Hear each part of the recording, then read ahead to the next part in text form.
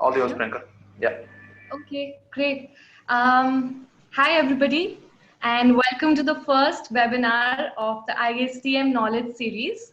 The purpose of this knowledge series is to introduce new topics and ideas that are coming up in the social space and have people who are practitioners, who are experts in the space to come and talk about those ideas and spark discussions in groups like these for people around the space, fellowships, young professionals who are in the social sector.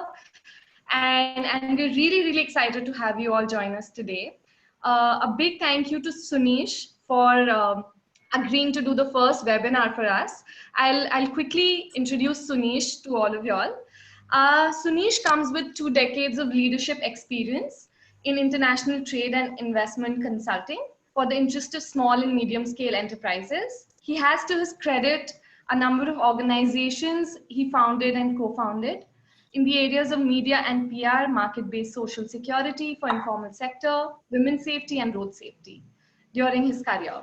Sunish currently leads Ashoka in India, helping creating a changemaker world by expanding the community of Ashoka fellows and young changemakers, and institutions that focus on developing essential skills of empathy and problem solving among young children. Sunish runs an initiative to reduce instances of road deaths and injuries by reintroducing road as a shared social space. Sunish also loves to paint and has held few exhibitions on his own. So, and over to you, Sunish. Thank you, Priyanka. Thank you so much to ISDN, to you guys to let me discuss some of my work. Just to correct, I'm here more like a practitioner or a learner rather than an expert. I'd like to keep it that way.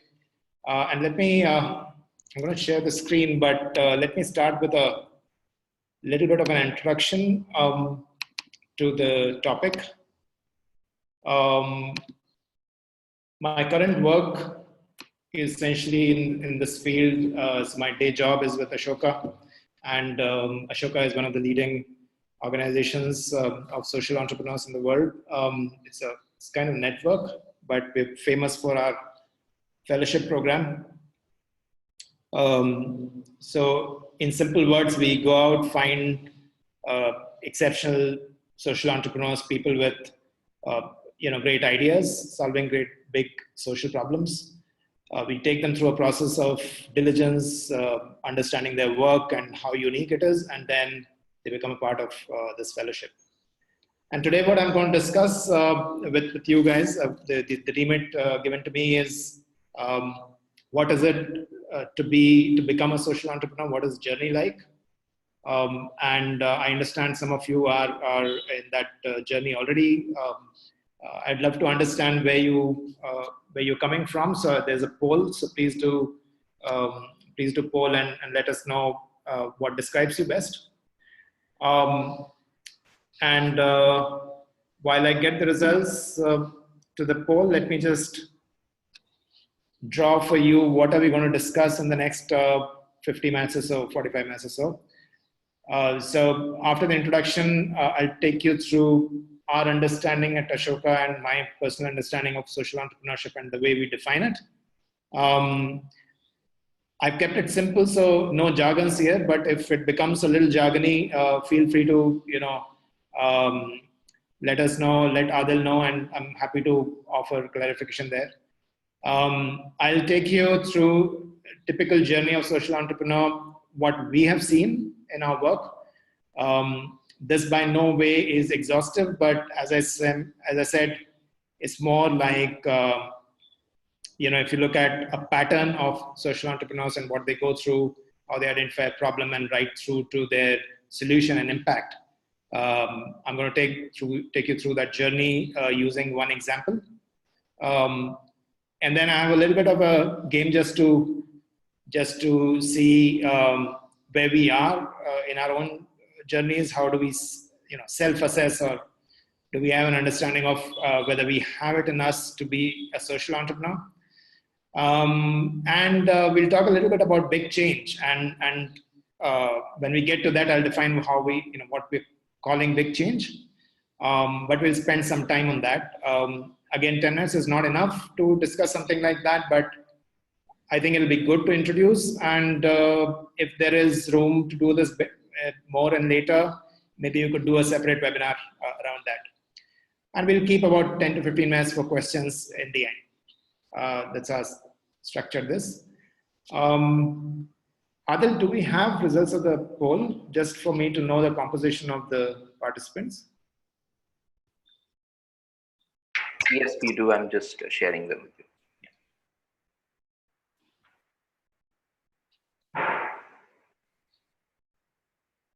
So I thought, I was looking at the questions, and thank you so much for all of you who have given your questions to Adil to share with me. Okay, I'm just looking at the poll results. So about 43%, about half of participants work with nonprofits. About 1/5 of participants are students exploring career and social impact. So I think we're good. I can cover these aspects relevant to these workspaces. Great to see some from CSR also. It's about 15% working with CSR, and one social entrepreneur and others. So great. I thought I'll offer some some view, and this is a borrowed diagram on what we call a social entrepreneur, or someone who leads a social enterprise, as against someone who runs a social business or a for-profit. And now the lines are getting blurred, the boundaries are getting blurred these days, because lots of organizations who are for-profit recognize themselves as impact organizations. So I think it's just good to have clear in our head. There's no right or wrong, but just to understand where we're coming from. So I think the second sort of balloon is where we're going to be focusing today, where you may or may not be doing for revenues work, but if you do, revenues are reinvested in the organization and impact. So that's how we define a social enterprise. The other way of defining it, and I use this more for my personal understanding, is I tend to differentiate between a problem and a need. And social entrepreneurs that we know of are often more hooked onto the problem rather than need, while entrepreneurs or businesses go by the need. And why this subtle difference is, a social entrepreneur often wants to solve the problem or reduce the social gap. And if you look at this extreme, it comes with an understanding that at one point you may become redundant because the gap is fulfilled, there's a significant policy change, or the problem is nearly solved, right? It's a very aspirational, utopian way of thinking, but it just sort of keeps your moral and ethical index and compass in place, because then you know that you're working to solve a problem rather than identifying a need where at one point social can become your business. So just offering that difference here. But also, let me just say at the outset that we should. The idea of talking about social entrepreneurship is not that we undermine any of the other roles, and one can become a part of social change by being a volunteer, by bringing talent to an organization which is delivering social impact, or just as a creative person offering various channels of communication, means of building cohesion in the society. And everything is needed and everything is equally valuable. It's just that when you make a choice of being a social entrepreneur, you coming from a unique space, and it's important to understand why you're making that choice and which way you are heading.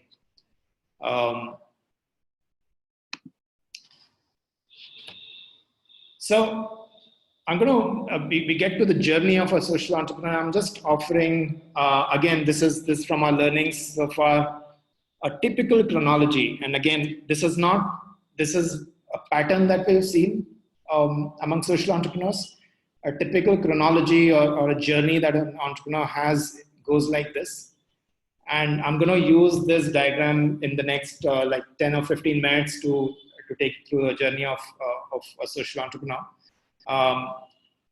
It typically starts with a problem, comes with an individual's passion, which makes it an undying personal need for that person to address that problem. Hence, that person comes with an idea, defines a team, and there goes a typical journey of an entrepreneur where they fail, they succeed. There's a pattern that emerges. And hence you have a fair bit of impact, which can be predictable that, okay, you apply this process in an organization and there will be a substantive impact that will be churned out. The example today I'm using is that of a social entrepreneur very close to my heart. He's also an Ashoka Fellow. His name is Biplab Paul. And he has brought something unique in the sense that the problem is very generic and very, very big, grave, affects the most vulnerable sectors, and also a very, very burning issue currently, which is that of water and farmers. And Biplab applied a lot of these principles that I'm talking about in a very very clear and very explicable manner. So it's easy to understand if you go through his work. And what I would suggest each one of you is to at some point just Google him and look at his work. His journey is very aspirational and very, very inspiring. But let me just go through the journey of a social entrepreneur and use Biplab as an example. So what did he do when he recognized the problem? And to what extent did he dissect the issue? And why I'm talking about this at length is I think everything cascades from the way you define a problem as early on in the journey of a social entrepreneur. So a good parallel to draw is if you are starting a business, how would you go about identifying the need and whether that need is beyond a reasonable doubt in the market or is just a figment of your assumptions and imagination. And when you do that, the problem is often broken into pieces. So what Biplab did was when he looked at the problem of water and scarcity of water for farmers, he went on to look at the existing irrigation systems, the existing topography, the salinity in water, the exploitation, over-exploitation of groundwater. He also looked at how the pro-development, pro-industry definition is affecting the whole narrative and affecting poor farmers. And he went on to also, look at the geographical and geosocial, geopolitical aspects of farming and how the different contexts. And that's when he was able to create a very complex universe, of small little issues to do with water. Now, just so that it doesn't become inundated, overwhelming for us, it is important that when you look at different pieces, you identify those few pieces that you have control over. And that's exactly what Biplab did. What he did was he positioned his creativity, his experience, his passion, and his knowledge in those areas where he thought he could carve out a solution without the intervention of government or subsidies or the system the way we define it, but also which is very deeply impactful for farmers and well within their limits.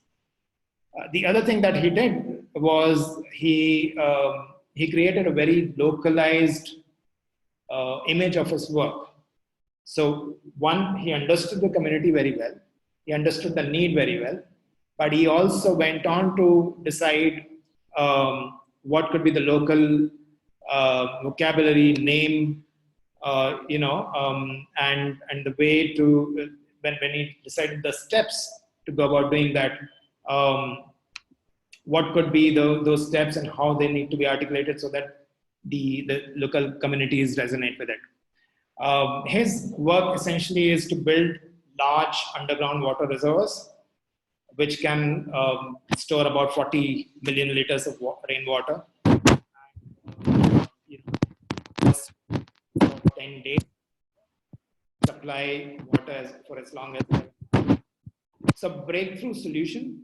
He calls it Hongrus. He almost productized it the way an entrepreneur would do that. He created a community so he drew a lot of inspiration from microfinance and what had worked in microfinance. And he created a community of women, put them in charge of this work.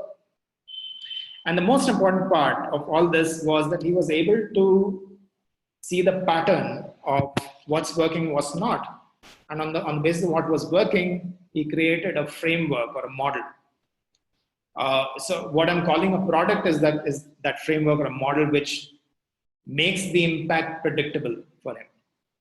And in his work, this journey is very clear. So that's why I'm hinting at looking at his work closely to understand how the same approach can be replicated in any other sector. And what I would like to highlight is two things here. One is the way he understood the problem. The other is the way he productized his solution. These two are, as we go forward, you will see this is a characteristic of a social entrepreneur that comes alive in any of the cases, any of the examples that you see. And of course, there are other examples, and we all know of them. Some are very popular faces, hundreds of them. Some of them created new norms in the society. Some of them mainstreamed social impact. Some of them created tools, like, for example, Jero Bulimoria created Childline as a tool to bring to life what children think and when they are vulnerable. Some of them created smart non-profits and smart for-profit businesses also. So, for example, Vijay Mahajan's work created the entire livelihood promotion organization based on microfinance. And some influenced policies in a way that it resulted in new laws and amendments, which were, deeply, grossly missing in our system. So, Good Samaritan Law by Piyush Tiwari is one of such examples. Before we get to the game, let me go back to this slide, the first slide, and offer some more.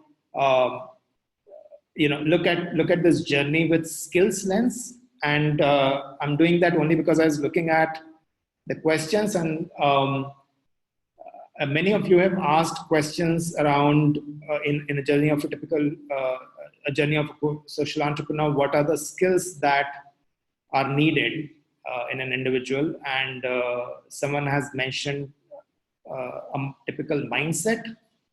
Not sure what it means, but I can attempt that. Some of you have also mentioned how can we influence government policies through policy advocacy. We'll cover that later in the presentation. Yes, I'm just looking at questions which are directly connected with this journey. I think it'll be interesting. So let's come to skills and talk a little bit about skills. And in our work, again, I'm relying on our exposure to the number of social entrepreneurs we see as Ashoka Fellows at Ashoka. What we've seen is 3 or 4 qualities which have really defined them, and not when they became social entrepreneurs, but right from their youth days. One was they were able to empathize very deeply. Empathy was or has been one of the, I guess, the foundational skill. And I would also, I would also differentiate it from empathy as a value. We believe that empathy can be learned and it needs to be learned through experience. And every social entrepreneur has demonstrated empathy in defining the problem. So the more you are empathetic, better you can define your problem because you're closer to the community and understanding the community. And of course, it drives your passion as much. It also connects deeply with idea. And,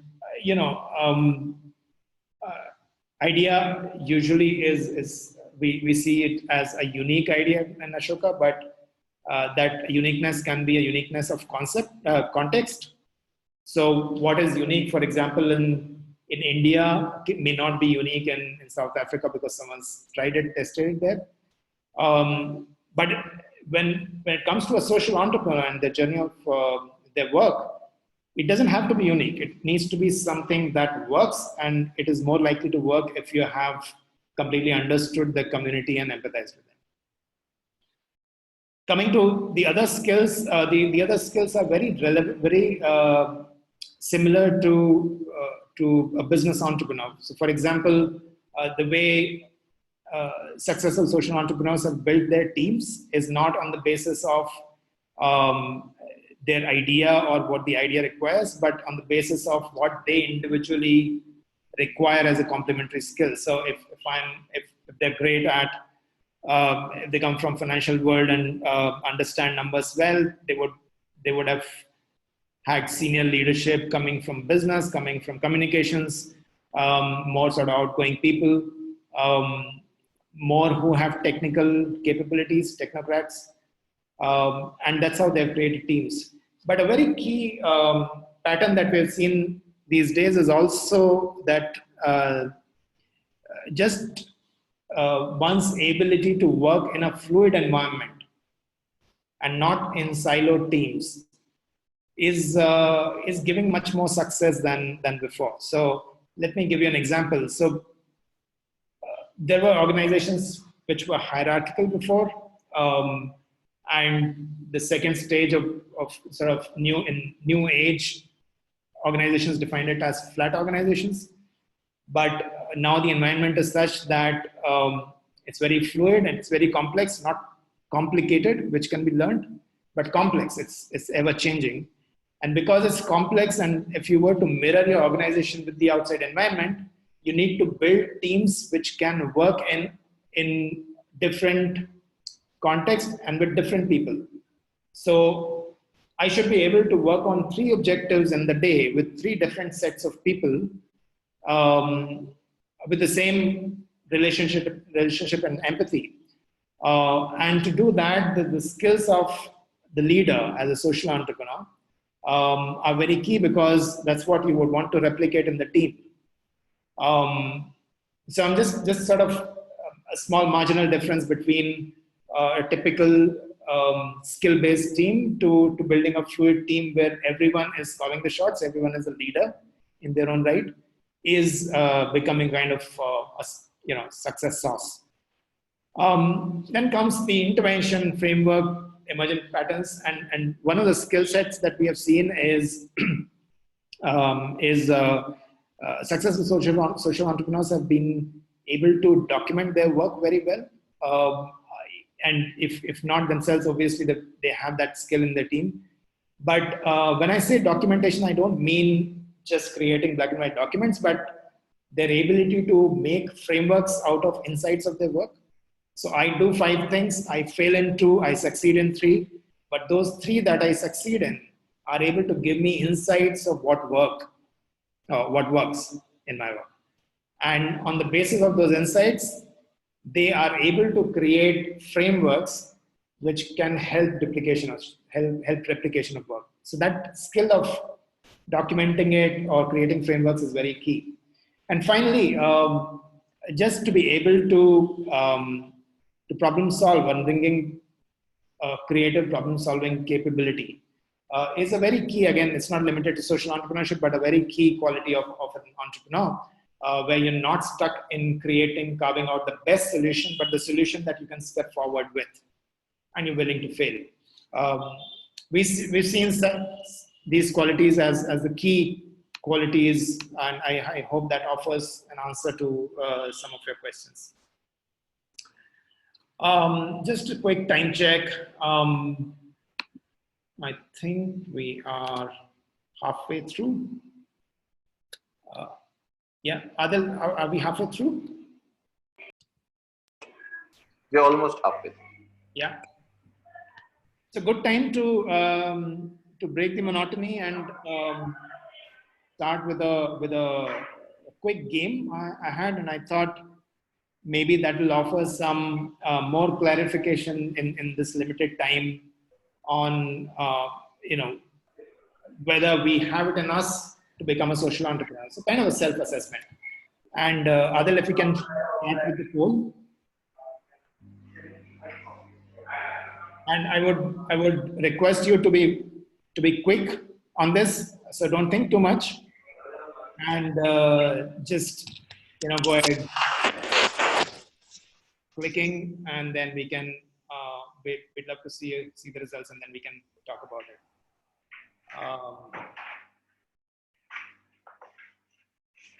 Yeah. So this will be fun. The question is, when you spot a problem in the society, your first reaction is it to discuss how it affects you and your family? Is it to try and break open the problem, break it into pieces, or to recognize that the government has failed, right? And the first question I offered to say what looks like correct, but there is no right or wrong in all these questions. Do feel free to say what you think is right, and we can, that offers a discussion point to us. Adil, I think we can close the poll. Yes. And if you can share the results. Yeah. Great. So does that make the first and the third wrong? Well, maybe not, because often social entrepreneurs draw a lot of passion from about a problem because it affects themselves and their families. So, for example, Piyush Tiwari runs a road safety initiative, and he was deeply affected when he lost a life in the family on the road, and no one was there to to pick him up and take him to the hospital. So that connects with your passion, but largely I would see second as correct, because an entrepreneur often breaks down the problem into pieces and hence able to look at various components, try and see which one can they attack or address first, and then comes with an intervention. So yeah, let's go to the next one. And the next one is, when you spot a problem in the first instance, what do? Do you go and speak with the ones affected by it and understand them? Do you begin looking for the right time and opportunity to research and address it further? Do you think of a solution and start working for it? And yeah, please give your answers quickly, and then we can close the poll.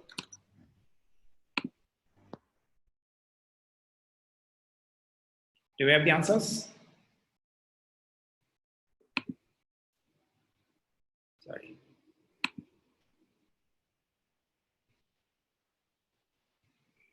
Okay, can you close it?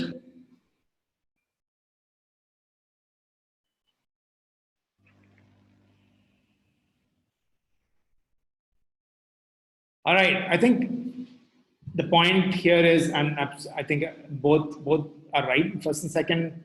But again, a small difference between an entrepreneur and let's say a think tank is that you first try and understand the community that's affected by it, And again, this hints at the amount of empathy that you have, and are you able to build kind of pieces which will give you a possible solution.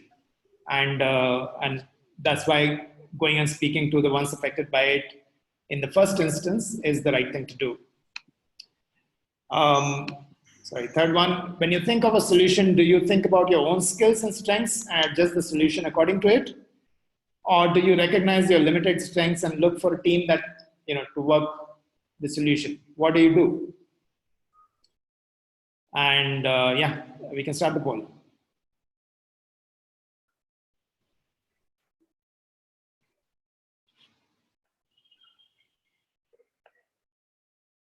Yeah, okay. So go ahead, click it quickly. I think we need to move fast. What do you do? Okay, Adil, can we close it?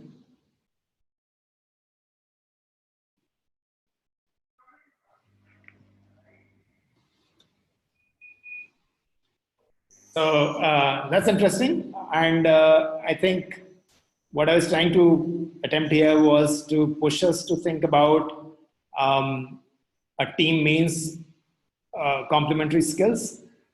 And if, to have the right solution, I think it's important that we get the skill from outside if we don't have one, instead of adjusting the solution accordingly. But it's contextual. I would personally choose second as the right one.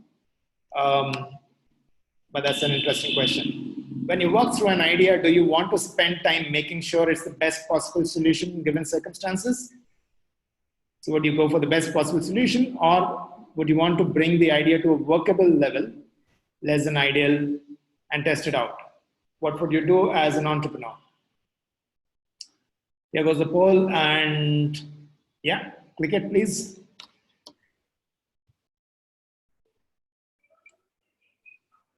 Okay.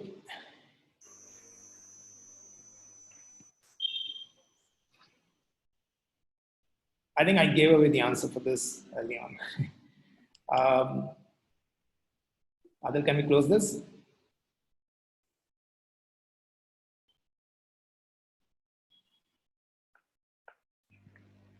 All right. Yes. So we obviously steer away from waiting for the best solution to come through. Or let me put it this way: we'll be damn lucky if we get to do that, quickly. But I think it's important in any entrepreneur journey to fail fast, and hence going with less than ideal solution works. What do you do when you fail? Do you get upset but quickly recognize what all has not worked? Do you get upset but you want to find out what has worked? Do you get upset and try and recognize missing skills in the team or research further? Or do you not get upset and feel you are one failure closer to success? I find that question very interesting. But yeah, I'd love to know what do people think. Adil, I don't know if if it has more multiple choice answers capability. No, so it only has a single. Yeah. You can choose one. Yeah, but okay. So here's the clue. You may choose one, but if I were to choose, I would choose more than one.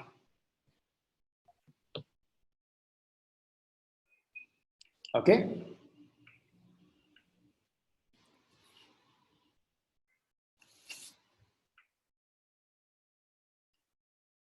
Yeah, can we close this?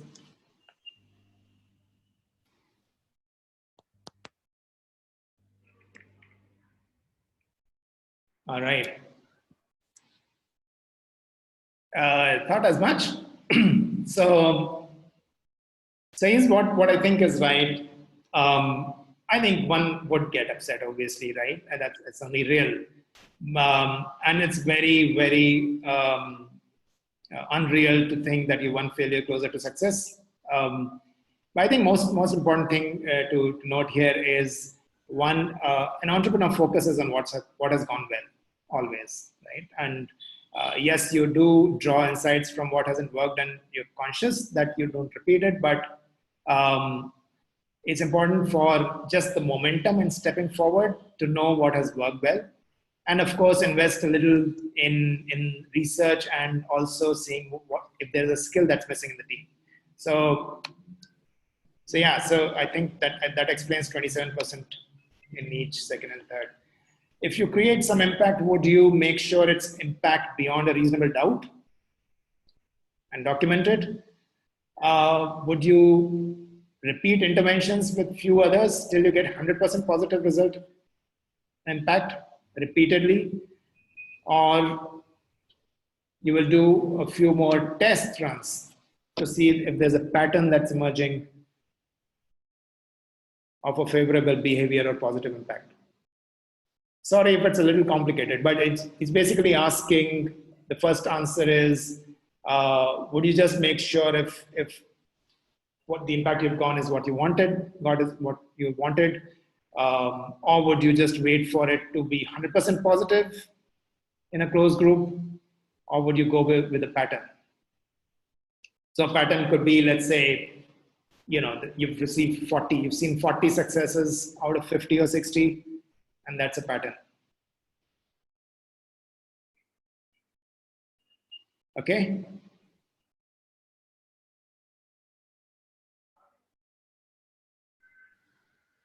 Are the results there?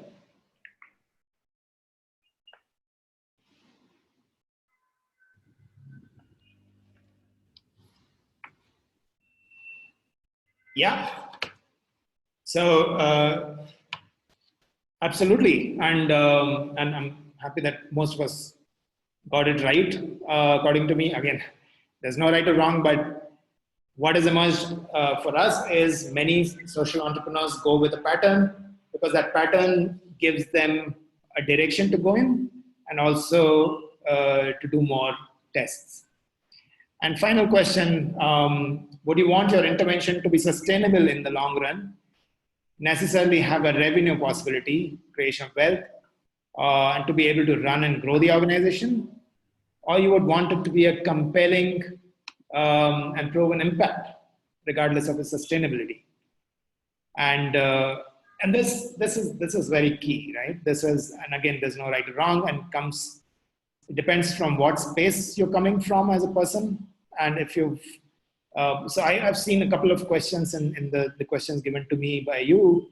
There is already a thinking among people that for revenue, for profit work is far more sustainable. And there's absolutely nothing wrong with that, because that's where you belong. But there are spaces, for social entrepreneurs where you can't have a revenue. So, for example, human rights spaces. And are they any less entrepreneur? No, they're not. They're fairly entrepreneur people. So yeah, that's what we see here now in the results. So a lot of people think about sustainability of the organization first.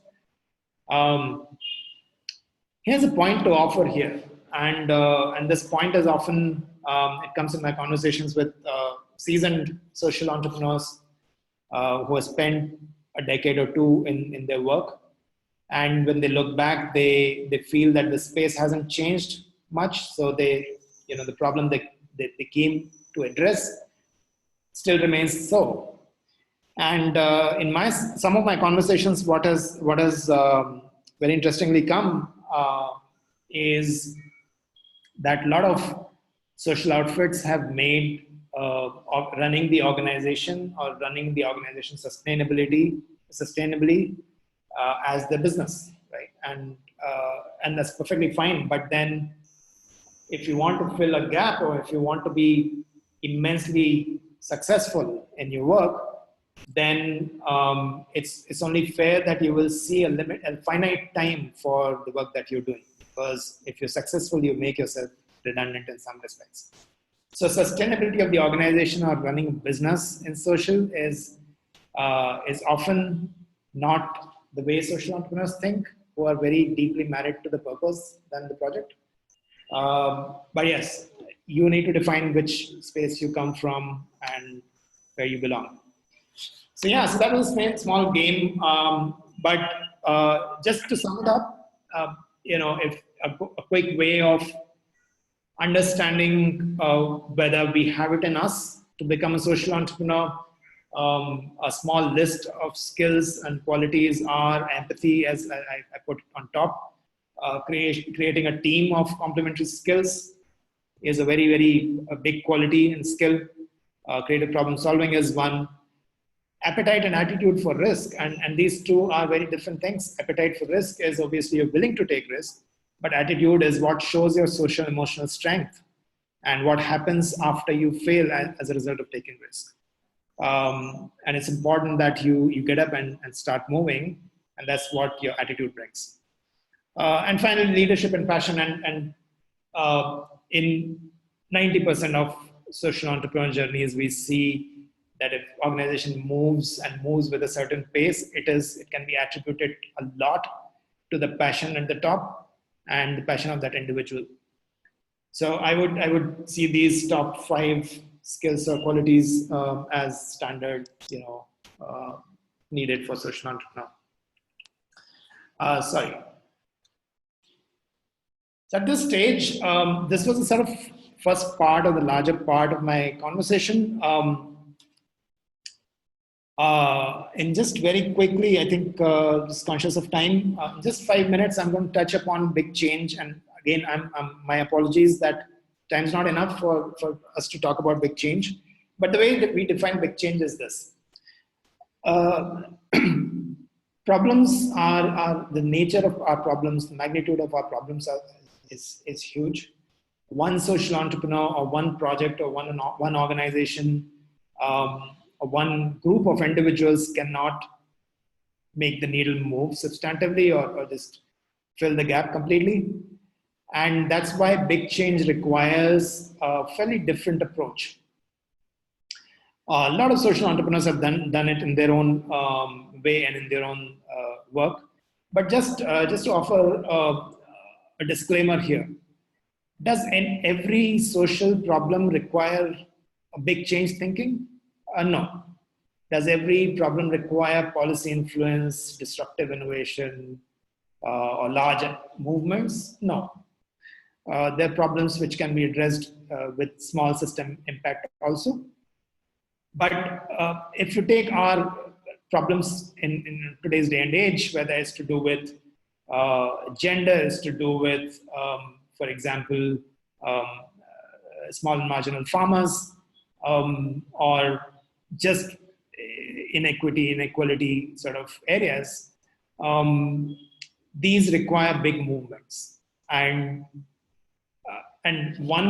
there's no secret sauce to it, but what we've learned from the past and how these movements have been anchored is kind of this chronology of the steps you can see. So what you see on your screens is the steps which we have drawn from some of the successful movements. And first is obviously you see the purpose and not necessarily your product or intervention. When you see the purpose, obviously you look beyond your organization and what your organization does, but you see everyone else playing in that space as an ally, right? Because then you are able to pull your weight against the nature of the problem. Also, the way you define a purpose or a goal should be a deeply felt need among the communities that you are working for. If it is not a deeply felt need, for example, and I've worked in this area, and we're working on housing, affordable housing for slums. And a few months into this, and going with an assumption that the housing is needed for every homeless, fell flat when we realized that a number of people are not actually wanting to have formal housing. And so that assumption fell flat. It was not a felt need. But can we say for sure that if they get into formal housing, pakka floor and all that will bring better health, better livelihood, better voice to them? Absolutely, right? It's a need, but it's not felt and perceived by them. You can't anchor movements when people are not at a stage of feeling that need. Then obviously you need a trigger community. You need people who think like you, who are working, who are married to the purpose and not the product. You need a team of teams, which is agile and fluid, and everyone's leading in that team. I wrote demonstrate wholesale scale is only because scaling linear or exponential in your organization is one thing. But if you have 4 large outfits embracing your solution or embracing a certain norm to do with gender, to do with, there's recently there's a development with some organizations where they're doing away with college degrees. And if that norm is embraced by a few large organizations, and let's say 400,000 people are recruited without a degree as the primary criteria, it could be secondary, then yes, you're demonstrating wholesale scale by large market players. And then of course, do a redundancy test every now and then. It keeps your sort of moral compass high. And then tip. And those who don't understand tipping as a circumstance, as a stage, is when if you pull yourself out, have you created the momentum that it will go by itself with or without you, kind of downhill. And if your work has really in big change gone forward, you would reach a tipping point at some stage. Not easy, but also many people look at institutionalizing it because institutions are important. And some of these impacts or norms can be institutionalized in the society. I'm going to stop there and go back to the questions. I think we have 12 minutes left. I'm going to open the question sheet and just have a look at it. I think there's some questions added here. So let me skip those that I might have addressed. So there is one which says, what are the common problem solving frameworks that you use for social change projects? So this is very contextual, and I've struggled with this myself when I've worked on preventable deaths and such like. But what I feel is it's very important, one, to see, to understand the nature of the problem that you are trying to solve, and to look at others in the same problem or other problems that people are addressing of similar nature. You cannot draw frameworks and learn from disparate, different issues. So going back to my movement building theory, if my problem can be addressed and I can create some momentum in the organization without building a citizens movement, I don't have to wait for it. Even if it is hugely successful in my peer social entrepreneurs work, right? So a simple answer to this could be problem-solving frameworks exist with your peer communities, others who are doing this, or just look at the work of seasoned social entrepreneurs, and there are lots of public names in public domain there. You may also want to go to ashoka.org, and I'm naming Ashoka only because it's a huge repository of Ashoka fellows and their work. And our website has problems, challenges, and their strategy and how they've solved these problems. So it offers some answer there. A couple of other questions. Who should not go for this? Very, very important question. I'd go to my one of the first few slides, and when I was saying that we should not undermine everything other than social entrepreneurship in social change, right? If I do not want to be an entrepreneur, but I have a certain skill that I can offer to a social impact organization, well, there is such dearth of talent in this sector, and the opportunity is, obviously immense. I struggle in looking for people for 2-3 organizations that I'm connected with, and I know we are always looking for great people, and not everyone needs to fly the plane, right? You do need passengers and co-passengers. So, well, you can be a creative person who can offer something creative. You can be a volunteer. while working in an investment outfit or a bank or a manufacturing organization, but you are doing 2 days in a week. Well, and that's you, and we should respect that. And that's why I laid out skills out there very clearly. And that's one's choice. And if you don't resonate with that, you should not go for this. How to design theory OG change. Sorry, I don't understand this question. Why social entrepreneurship is important while creating big change? Again, great question. And I connected these two only because, well, I see the disconnect. That's why there were two parts to this presentation. Social entrepreneurship is one way of looking at a problem, solving that problem, bringing your own intervention into it, and creating large-scale change. But when we talk about big change, where problems are larger than life, and it requires every citizen to play a role, yes, you need to stop being a social entrepreneur who's doing an intervention to a leader, a movement builder of sorts. And that requires an internal change, internal leadership change of your mindset and your aspiration. And that's when you become, that person who can anchor big change. It also, I think, I'll just also go a little further and say the power of unusual allies is very big. And why we call them unusual allies is when you become a non-profit, you suddenly get into this vacuum of looking at people who look like you, talk like you, resonate with issues like you, and so on. And there are skills outside of your organization which are very key for your growth. So, for example, a consulting outfit, right, could be very meaningful skill to have when you document things. For example, a creative outfit could be a very meaningful thing to have in today's social media day and age. Are you able to identify those unusual allies and work with them? Because that will really help you in anchoring big change. Starting young as a social entrepreneur is quite a mountain to climb. Sorry to interrupt here, Sunish. Sunish, there are a few questions on the, if you see the Q&A tab, some of the participants have sent in some questions now as well. So if you could. So I'll go with this. I'll just finish what I started. So Sure. I'm just reading this. Starting young as a social entrepreneur is quite a mountain to climb since the individual is just about to start the expedition, doesn't have prior knowledge. Sure.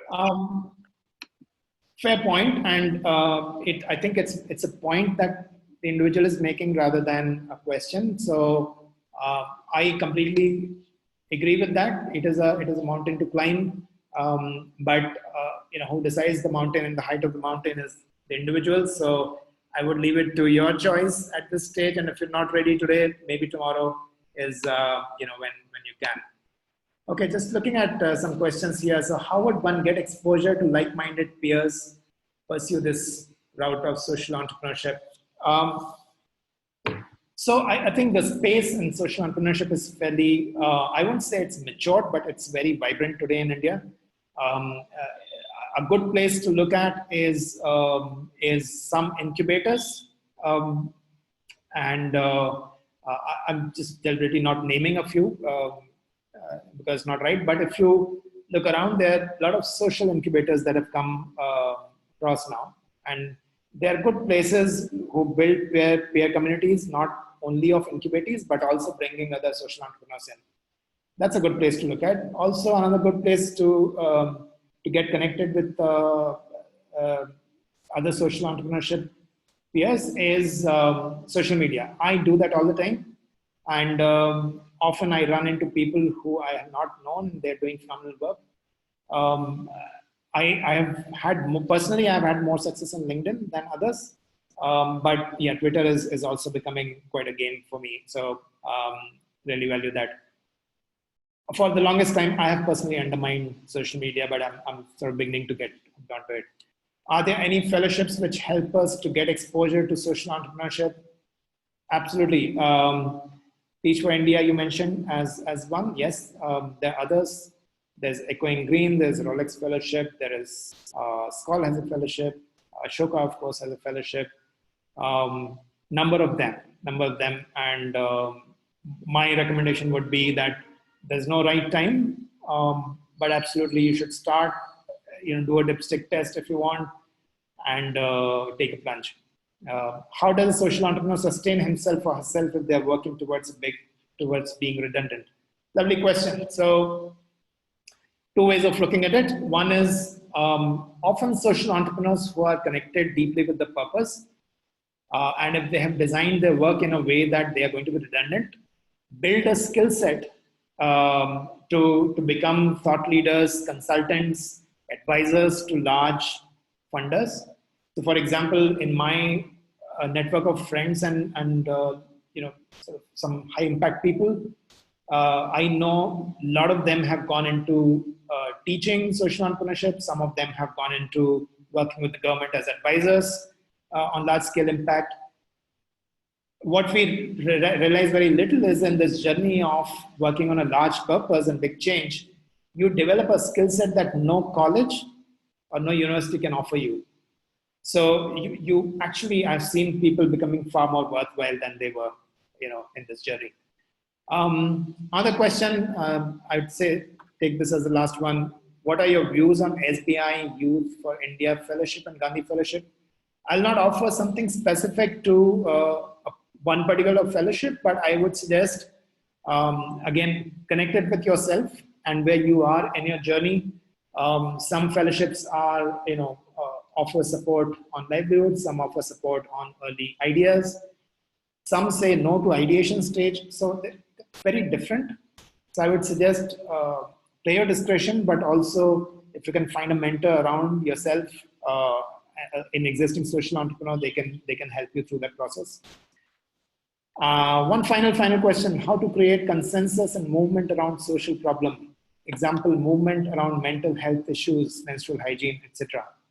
Lovely question, and it was as recent as yesterday. We had my former colleague and very, very interesting, powerful human being who is running a foundation on mental health. We had a lovely chat, and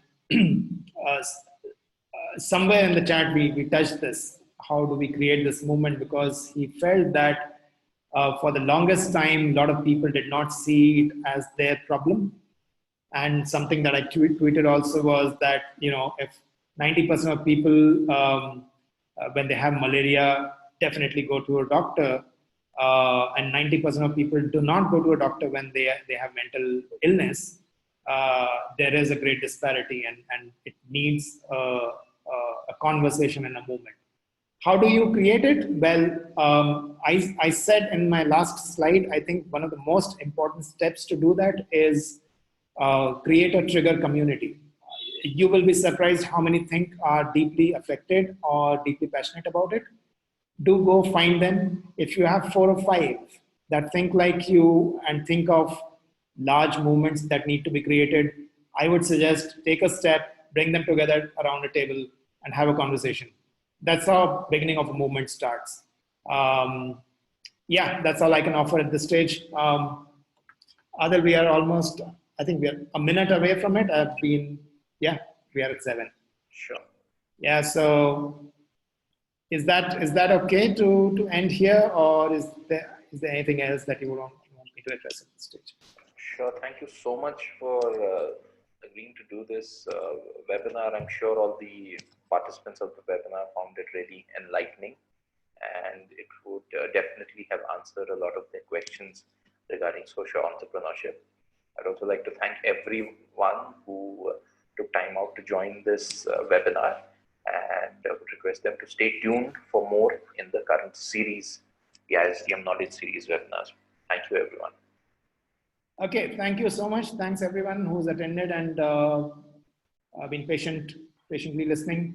I've just put some details on the screen for a minute or so, so feel free to get in touch with me. Thank you so much.